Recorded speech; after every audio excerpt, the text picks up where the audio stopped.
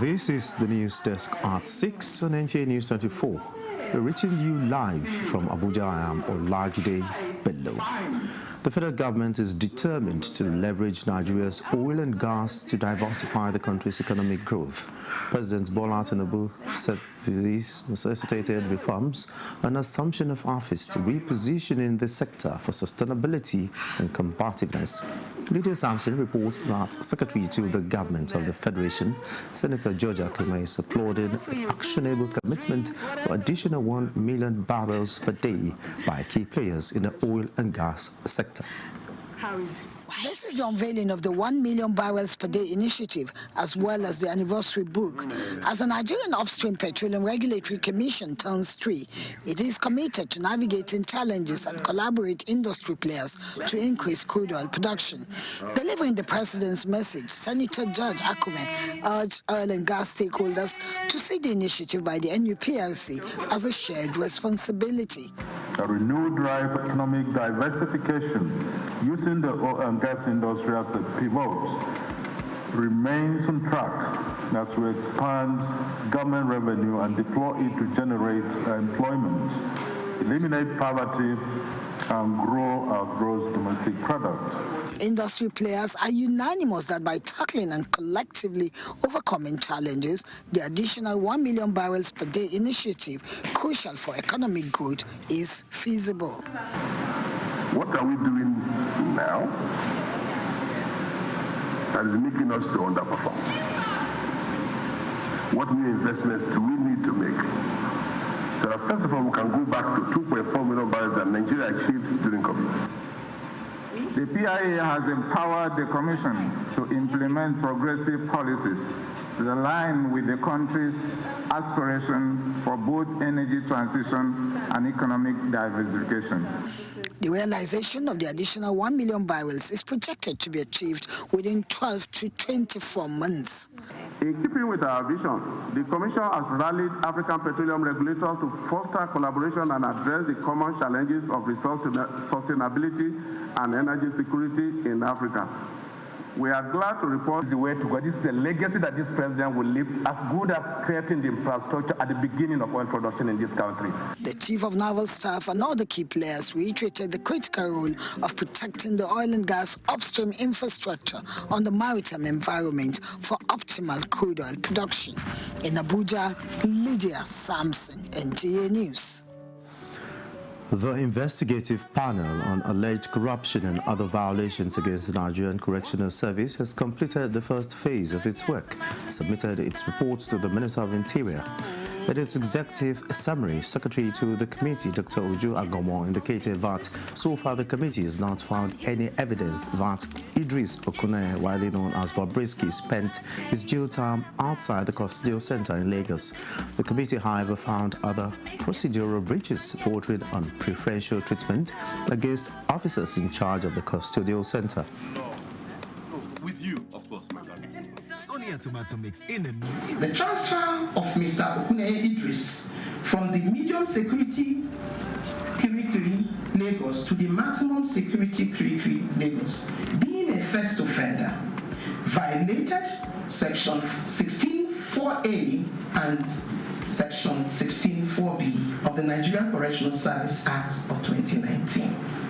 The panel also found that Mr. Okune Idris enjoyed several privileges while in custody, both at the medium security and the maximum security custodial centers, which include especially the following: furnished single cells, humidifier, lots of visits by his family members and friends as he desired, visit by his family members and friends held inside the office of the in charge of the custodial center, floor rug, self-feeding, designated inmates to run errands for him, access to fridge and television, and possibly access to his phone. Some other officers were also indicted for similar cases of alleged corruption and procedural breaches. The Minister of Interior, Olubunmi Tunji-Ojo, has therefore vowed that recommendations of the committee will be implemented, while asking the committee to proceed with the second phase of its work, which is to look into possible reform of the service.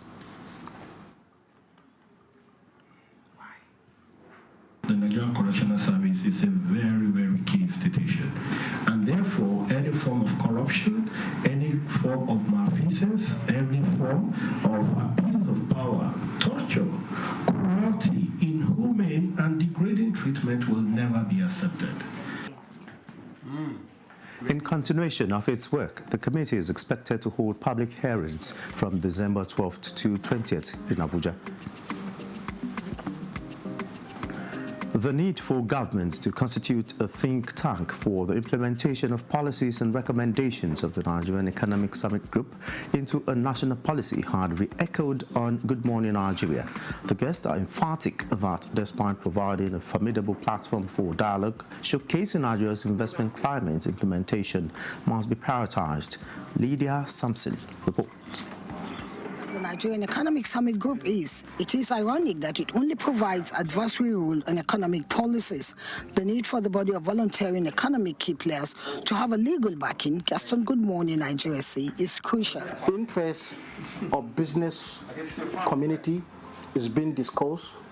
Interest of government policies is being discussed. But unfortunately, interest of the key stakeholders in the economy is not considered, and that is why I said from the outcome of the summit you realize that some of the economic disturbances which is affecting growth. Right partnership is fantastic. Competitiveness, stability is good, but then we need to domesticate whatever it is we are doing, and Nigeria will be better for it. The guests believe the analysis and recommendations of the economic group can be diligently implemented through thinking globally and acting locally towards an inclusive economy. And innovation is where the challenge, the key is. If you're talking about energy sufficiency, okay, now this is where innovation comes in. There are new protocols that we can be able to, begin to look at. So the point I'm trying to make is you cannot be looking at the Nigerian economy from the perspective of economists. Okay, you must be looking at the Nigerian economy from the perspective of productivity.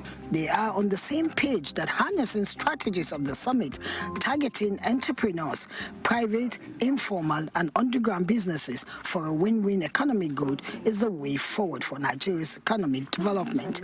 In Abuja, Lydia Sampson, NTA News. Speakers at the 11th African Biblical Leadership Initiative have called on leaders to enhance their knowledge, show empathy, and engage in critical thinking to address challenges facing citizens and promote development. Haman Jabani reports that the conference has the theme Value-Based Leaders Model for Africa.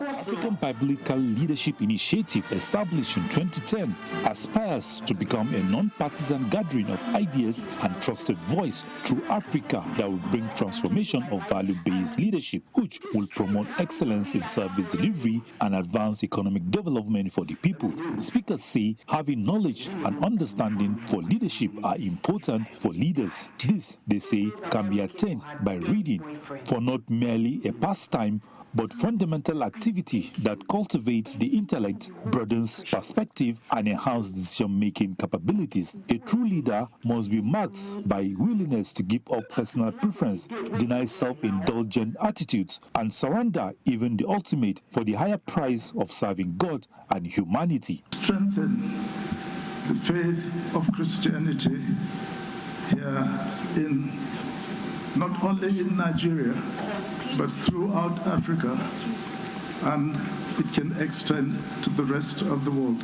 And I believe that in all situations, Paul said, we should pray and show humility.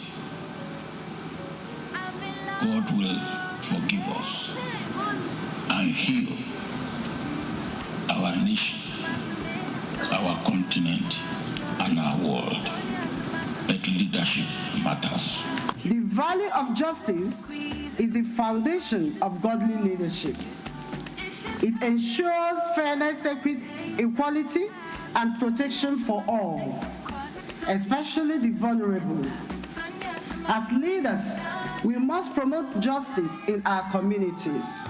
In his address titled Value-Based Leadership Model for Africa, former Chief Justice of South Africa said, much like the struggle For independence, many African countries are still engaged in a desperate fight for their survival, while level playing ground is absent in all aspects of life. We have all that is required for us to be successful and to be a continent that leads the whole world. We are the richest continent. So let this be the time, let this be the clarion call for value-based leadership to arise and lead Africa to where she is destined to be. The 5-day conference will also look at value of justice, integrity, wisdom, and social harmony as sub-themes. Hamad Jabani, NTA News.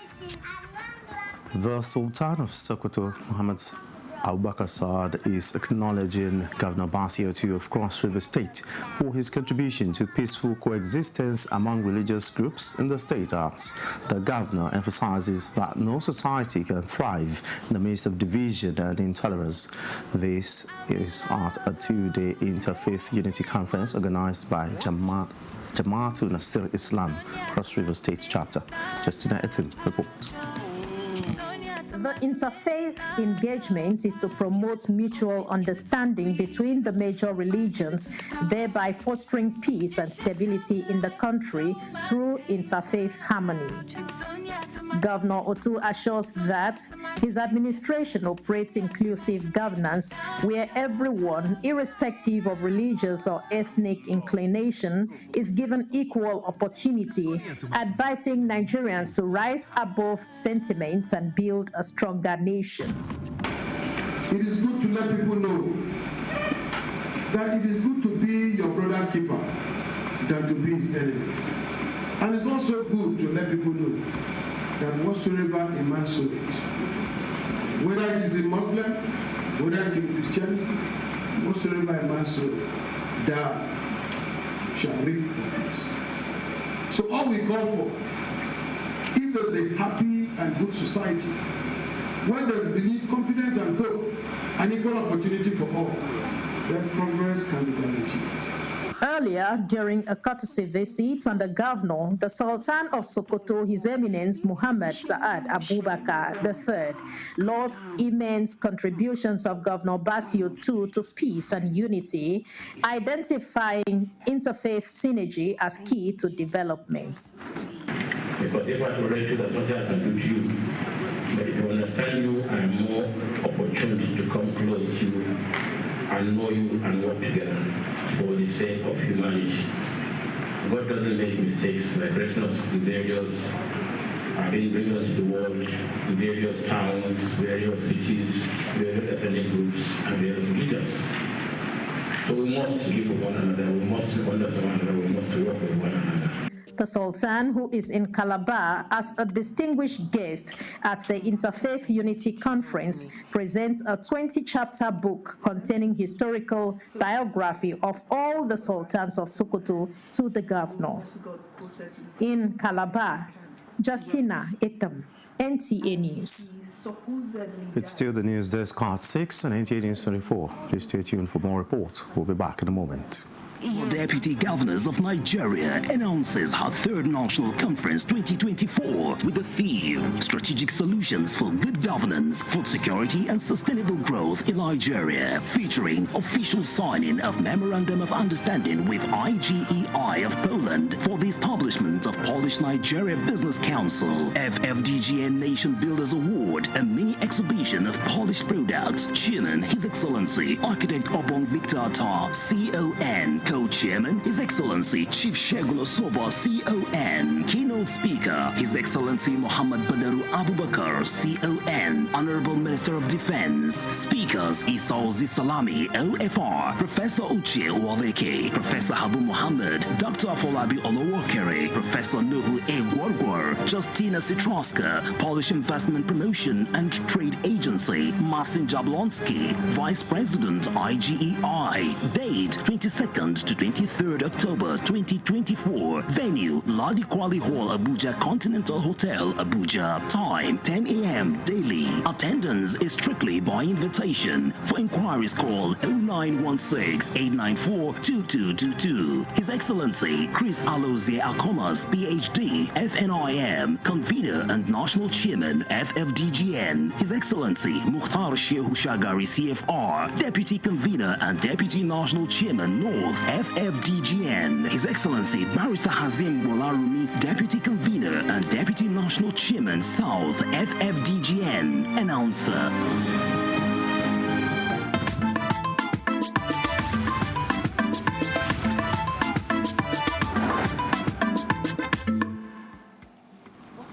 Thanks for being there. Former President Olusegun Obasanjo has flagged off a free medical support to over 10,000 hearing-impaired persons in 6 northeastern states. During the flagging of ceremony of the exercise in Bauchi, the former President Obasanjo also inaugurated some road construction projects executed by Governor Bala Mohammed. Awal Abdullahi has details. These are some hearing-impaired people regaining their listening ability under the free medical intervention by Olusegun Obasanjo Foundation in Bauchi. With a target of over 10,000 beneficiaries, the project is aimed to assisting people with hearing challenges to live a normal life. If only this we can do, and imagine the number, like you have said, the number of people whose life we will be touching for good. They will have a new life with their family, within their community. Meanwhile, the former President Obasanjo has inaugurated the newly completed road project by Governor Bala Mohammed, which includes the 24-kilometer 2 dual carriage road in Bauchi Metropolis and 30 kilometers road project linking various communities in Bauchi and Ganjua local government areas. The people of Bauchi are lucky to have a leader who not only listens to their needs, but acts upon them with such determination. As of today, we have undertaken the construction of 116 road projects, totaling 1,482.25 kilometers across Bauchi State. Out of these, 79 roads have been completed and are ready for commissioning, while the rest are at the various stages of completion. The projects are parts of the Rural and Urban Renewal Intervention Program by Governor Bala Mohammed-led administration. In Bauchi, Awal Abdullahi, NTA News. A national dialogue is engaging stakeholders on the need to integrate persons with disabilities in Nigeria's criminal justice administration and reform, with a view to addressing design and accessibility barriers that stand in their way to access justice.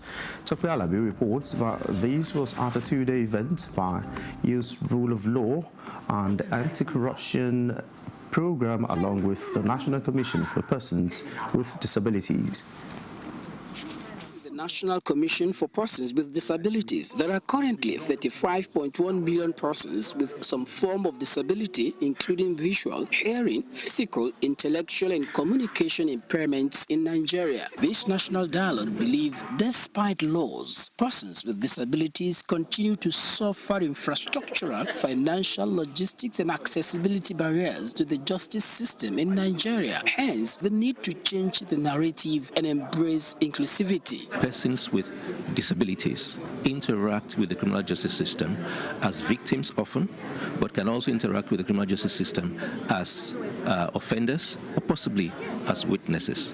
And it's important that the criminal justice system is able to respond and to cater for their needs. I think it's just up, considering the time that we are now, and there will be ways out or way forward how they can be included in the criminal justice system. This is why stakeholders are addressing these barriers towards closing the gaps in the criminal justice system that have been preventing persons with disabilities from equitable access to justice. It becomes very difficult for persons with disabilities who are victims of one crime or the other to report crimes, whether at the police station or other agencies. 100% inclusivity, making provisions for devices, equipments, and all whatnot that will give persons with disabilities their rightful place in the criminal administration. It's part of what the disabled community of Nigeria has been looking for long, because almost all our advocacy based on inclusivity and the human rights. A person with hearing impairments, we need an interpreter to be able to access justice. Without an interpreter, they won't hear anything. They won't even know the charge that is being brought against them. Also, access to courts for persons on wheelchair. They need to be able to get to the court no matter how high the building is. Outcome of this dialogue is expected to contribute to shaping future policies and improving justice delivery for persons with disabilities in Nigeria. In Abuja, Tokwe Alabi, NTA News. Humanity, compassion and care for one another, irrespective of the existential, religious, political and cultural differences, is all that is needed for Nigerian unity to prosper and bear fruition. This has been demonstrated as people from across Nigeria troop in to sympathize with Jigawa State over the recent petrol tanker explosion that claimed close to 200 lives in Majia town of Taura local government area. Mohammed Musa Askira brings us the details. The Tuesday night petrol tanker explosion has killed about 200 breadwinners of families in Major Town and beyond, and for those families, life will never be the same again. Out of sympathy to the victims, government and the entire people of Jigawa State, people all over Nigeria are coming in to commiserate and condole the entire state over the sad incidents. As part of this, the chairman Northern Governors Forum and Governor of Gombe State Yahya Inua has led other governors on behalf of the entire governors in the region to Jigawa with 50 million naira donation from each of the northern states. I want to express our deepest commiseration with you and the entire people of the Jigawa State over this sad development. Coming along with the Northern Governors delegation is the CEO of the Imeka Efo Foundation from the East, who donated 150 million naira to the Jigawa government. Earlier, the Kano State Governor Abba Kabir Yusuf, on a similar visit, has donated 100 million naira to the Jigawa State government for the upkeep of the survivors and the families of the deceased.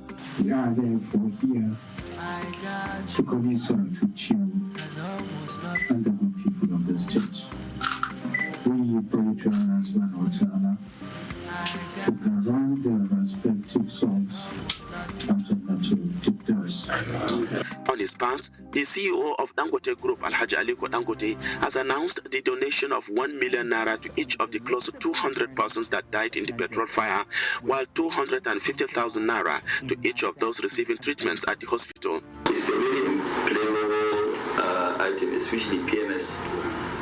So we will try and do quite a lot of enlightenment so that people will be careful.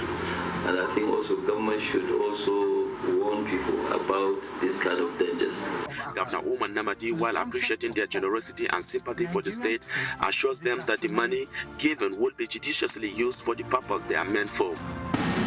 60-70% of those affected are used between the ages of 18 and 35. So it's a real serious loss and it's very devastating. More dignitaries are expected to arrive in Jigawa for the similar reason. From Dutse, Muhammad Musa Askira, NTA News. And must be nurtured. The Rivers State government has been nominated for the 2024 Private Sector Health Alliance Nigeria Awards. Rivers State Commissioner for Health, Dr. Daisy already disclosed this while interacting with newsmen in Port Harcourt. She says the recognition is not unconnected with Governor Fubara's commitment to prioritizing healthcare delivery alongside other sectors since assumption of office. She explained that so far the Rivers State government has implemented the contributory health protection program, health insurance scheme which enrolls vulnerable population such as pregnant women, children under 5, elderly and persons living with disabilities. The government also ensured the revamping and upgrading of zonal hospitals in the 3 senatorial districts of Rivers State, which aims to boost medical referral system in local communities. According to her, the health partnerships with UNICEF and other international organizations in the various areas of healthcare system is yielding tremendous fruits, such as the recent handing over of 720,000-litre capacity oxygen plant to Rivers State government by UNICEF, IHS Towers, Canadian government and partners at Eleme General Hospital. The Private Sector Healthcare Alliance Nigeria Award and Gala Night is scheduled for October 25th in Lagos. When I was going as a child, my parents taught me how to be disciplined, number one. They taught me how to be... And that's the news desk at 6 on NTA News 24. Thanks for watching. I am Olajide Bello.